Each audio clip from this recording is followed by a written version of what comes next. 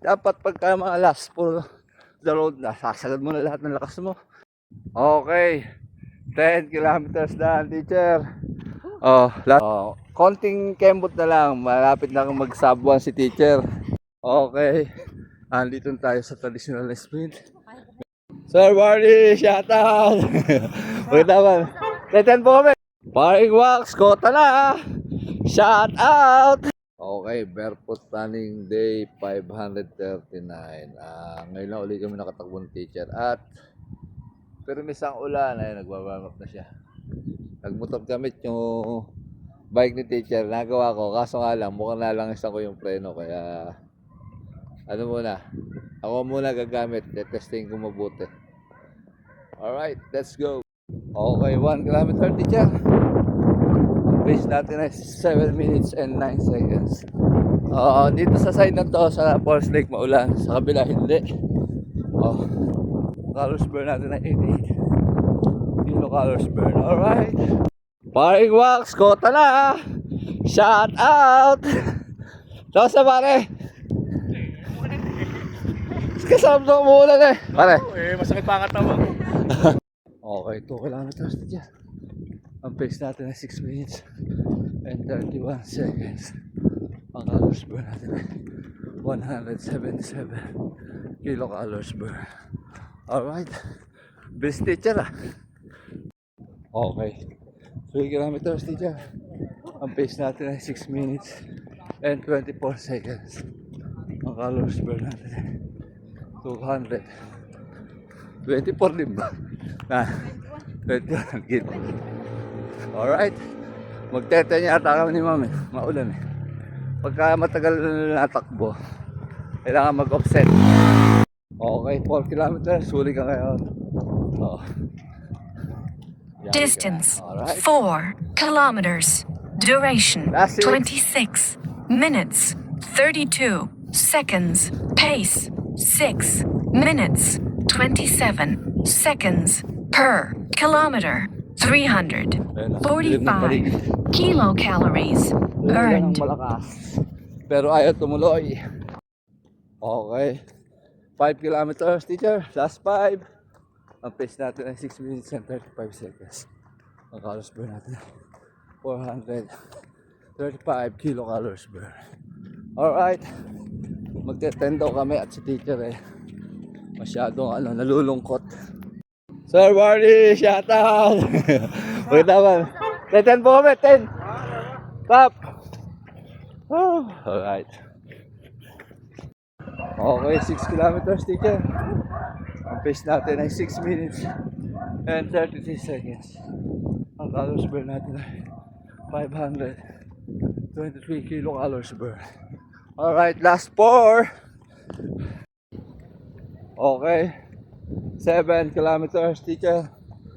Ang pace natin ay 6 minutes and 35 seconds.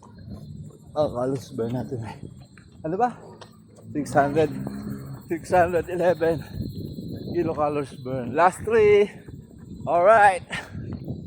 Okay, 8 kilometers, gabi na. Wala pa naman kami dalang flashlight at kami ay nagmotor lang. Nagmotor. So yung bike namin eh, nagawa ko yung kay teacher kaso mukhang nagkalangis yung brake. Kaya ayaw pang gumana ng preno. Ay, nasa ano pa pala ako? Distance 8 kilometers. Duration 52 minutes 54 seconds. Pace 6 minutes 37 seconds per kilometer. 693 kilocalories burned. Alright, last 2. Okay.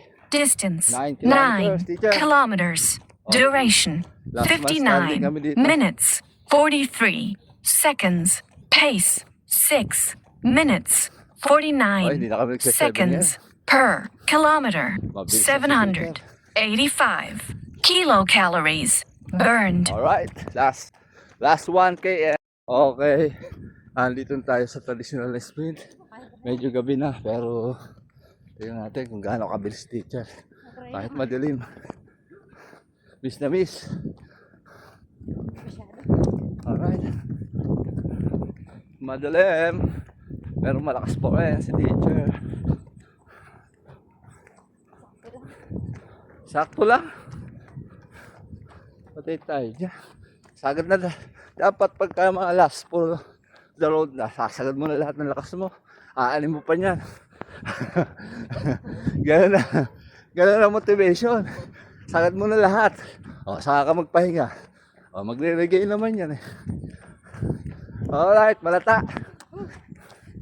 9 lang. Okay. 10 kilometers daan, teacher. Oh, last pace natin ay 6 minutes and 53. Medyo bumaga. Saka madilim na. Medyo sunog na si teacher. Hindi na madali yung traditional na sprint. Ang overall pace naman natin is 6 minutes and 39 seconds. Ang oras natin ay 1 hour and 6 minutes. Konting kembot na lang. Malapit na mag-sub 1 si teacher. Sub 1 ng... Siyempre, kailangan lang ng consistent. Hindi mo kailangan magmadali pagka gusto mong kunin yung isang bagay. Siyempre, ano lang, it take times, di ba? Kumbaga, hindi mo kailangan mabilisin yung lahat ng bagay. Darating yung time na makukuha mo rin yan. Para lang sa ano yan, sa buhay. It take times. It takes. Pepe pa tubig. May ano ko ba? Sagot o tanong o ano ba? Quotes o motivational. Ano ba? Motivational. Ayan. Be consistent. At saka ano ba? Yun lang. Tuloy-tuloy lang ang takbo. Hanggang sa ma-reach ang goal na makasub 1. Ayun, may goal pala. Alright, cool down na tayo. At saka gabi na. Nakakalimutan na yung magdala ng flashlight kasi nagmotor kami. Sa barefoot kasi, medyo crucial pagkagabi. Kailangan may ilaw. Kailangan malinaw ang eyesight. Alright.